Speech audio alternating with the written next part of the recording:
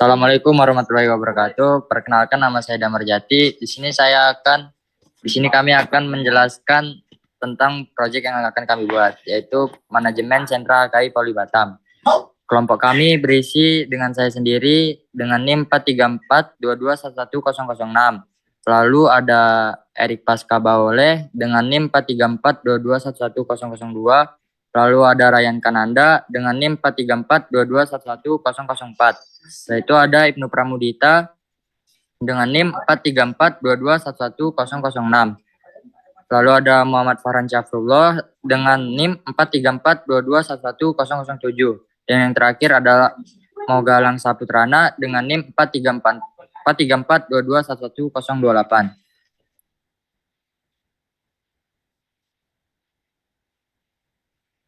Di slide yang pertama, saya akan membaca tentang pembagian dan kontribusi anggota. Dengan saya sendiri, saya bertugas dan berkontribusi sebagai bisnis analis, membantu dalam menganalisa pembuatan website dan berkontribusi pada proses identifikasi sistem.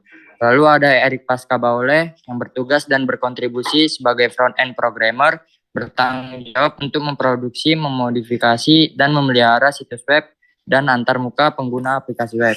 Lalu ada Ryan Kananda yang bertugas dan berkontribusi sebagai back-end programmer, bertanggung jawab atas database, script, dan arsitektur situs web, membantu mengomunikasikan informasi database ke browser. Lalu ada Ibnu Pramudita yang bertugas dan berkontribusi sebagai desain website, bertanggung jawab pada desain tampilan website dalam bentuk prototype dan mockup. Setelah itu ada Muhammad Farhan Syafrullah, bertugas dan berkontribusi sebagai asisten analis, membantu bisnis analis dan menganalisa pembuatan website dan berkontribusi pada proses identifikasi sistem.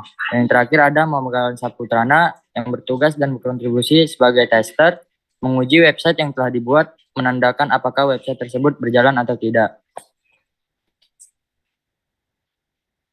Setelah itu ada deskripsi umum perangkat lunak. Deskripsi sistem manajemen sentra HKI adalah sistem informasi yang digunakan untuk menyajikan informasi yang digunakan untuk mendukung dan melindungi karya akademik dalam penelitian, pengabdian, atau program karya ilmiah siswa. Tujuannya dari deskripsi umum perangkat lunak adalah yang pertama mempermudah dan mempercepat pengelolaan hak kekayaan intelektual di kampus seperti hak paten, merek, dan hak cipta. Yang kedua, ada aplikasi ini akan membantu memastikan bahwa hak kekayaan intelektual yang dihasilkan oleh mahasiswa, dosen, staf, kampus dilindungi dan dikelola dengan baik. Lalu ada skop. Yang pertama ialah pendaftaran dan pengelolaan hak kekayaan intelektual seperti hak paten, merek, dan hak cipta. Yang kedua ada memantau dan mengawasi hak kekayaan intelektual yang dimiliki oleh kampus. Yang ketiga, pembuatan laporan dan dokumentasi terkait manajemen hak kekayaan intelektual di kampus. Selanjutnya akan dijelaskan oleh Erik. Oke, perkenalkan saya Erik. Di sini saya akan menjelaskan kebutuhan fungsional dari sistem informasi manajemen sentra HKI ini. Yang pertama itu sistem mampu mengajukan permohonan hak cipta. Kedua, sistem mampu memberi informasi terkait dengan status pengajuan hak cipta. Lalu sistem mampu menyetujui dan menolak permohonan hak cipta. Keempat, sistem mampu mengunggah sertifikat hak cipta. Yang kelima, sistem mampu mengunduh sertifikat hak cipta. Dan di sini ada kebutuhan non-fungsional. Yang pertama itu ada secara availability, sistem dapat diakses pada saat jam operasional, yaitu Senin sampai Jumat 24 jam. Yang kedua, secara bahasa, sistem menggunakan bahasa Indonesia. Ketiga, secara portability, sistem dapat diakses pada platform atau sistem operasi apa saja yang dapat menjalankan aplikasi berbasis web.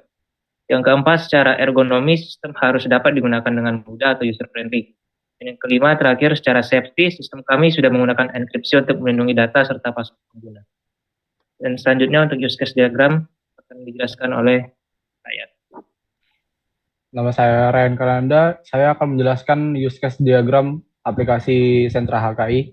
Penjelasan di sini saya akan menjelaskan use case diagram terdiri dari dua aktor yaitu pengguna dan admin. Memiliki 7 use case dari login, pendaftaran, ajuan hak cipta, status pengajuan, persetujuan ajuan, pembuatan sertifikat, mengirim sertifikat, dan mengunduh sertifikat. Fungsi dari use case ini sendiri adalah sebagai pendefinisian kebutuhan fungsional sistem dan menggambarkan alur kerja sistem dari perspektif pengguna dan admin.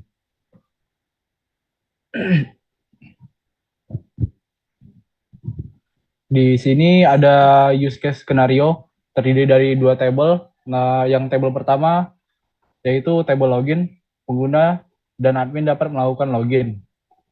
Pengguna dan admin dapat melakukan login dengan username dan password yang sudah disediakan oleh sistem.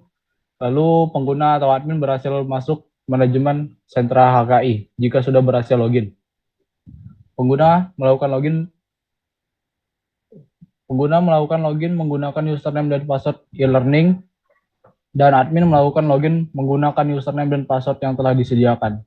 Jika login gagal, maka wajib untuk memeriksa kembali username dan password dan melakukan login ulang. Di tabel kedua ada pendaftaran ajuan hak cipta. Deskripsinya, pengguna melakukan pengajuan untuk pendaftaran hak cipta. Aktornya pengguna. Kondisi awalnya pengguna belum mengajukan pendaftaran hak cipta, dan kondisi akhirnya pengguna berhasil mengajukan pendaftaran hak cipta.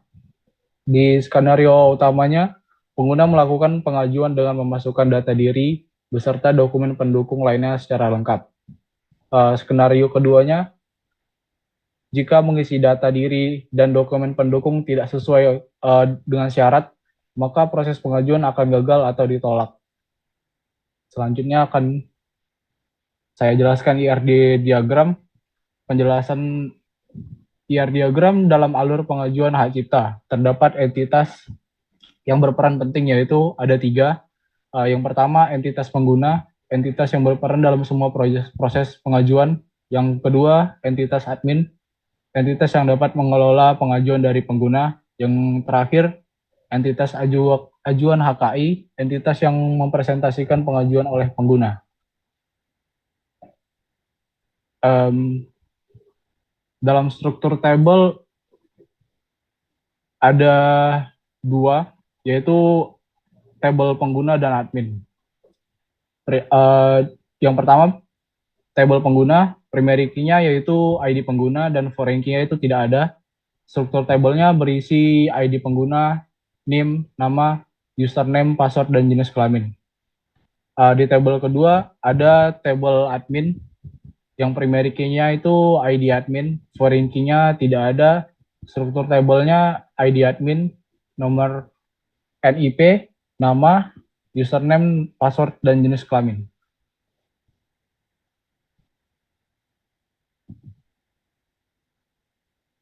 Selanjutnya akan dijelaskan oleh Ibnu. Di sini di bagian prototype atau mockup yang ada di halaman dashboard. Pada halaman ini seluruh pengguna dapat mengakses halaman ini, dan halaman ini juga berisi tentang informasi mengenai HKI. Salah satunya terdapat informasi tentang hak cipta dan hak paten.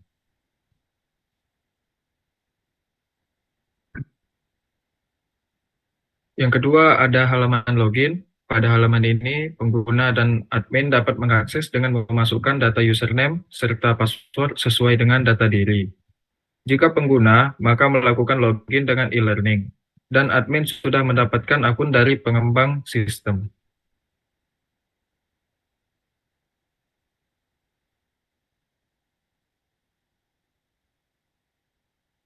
Yang ketiga ada halaman admin.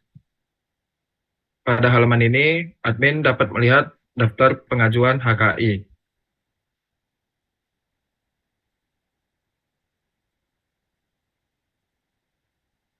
Terus selanjutnya akan dijelaskan oleh Galang. Oke, kendala yang dihadapi yang pertama, sulit diajak kelompok dikarenakan kesibukan masing-masing.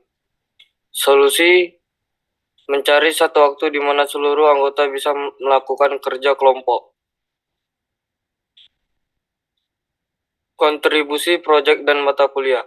Yang pertama, aplikasi berbasis web yang menggunakan bahasa pemrograman PHP. Dengan pengguna penggunaan framework Laravel atau pemrograman berorientasi objek.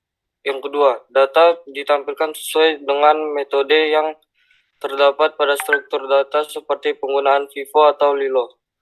Yang ketiga, menampilkan data visual sebagai hasil dari perhitungan statistik dengan menggunakan data yang terdapat pada sistem.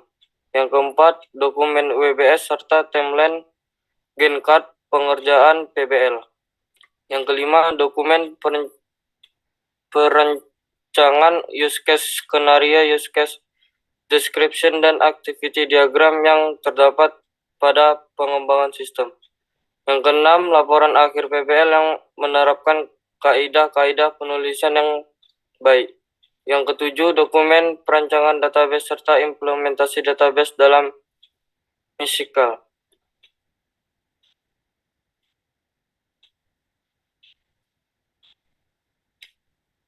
Baiklah, saya Muhammad Farhan Syafrullah dan di sini saya akan menjelaskan tentang rencana pengerjaan selanjutnya.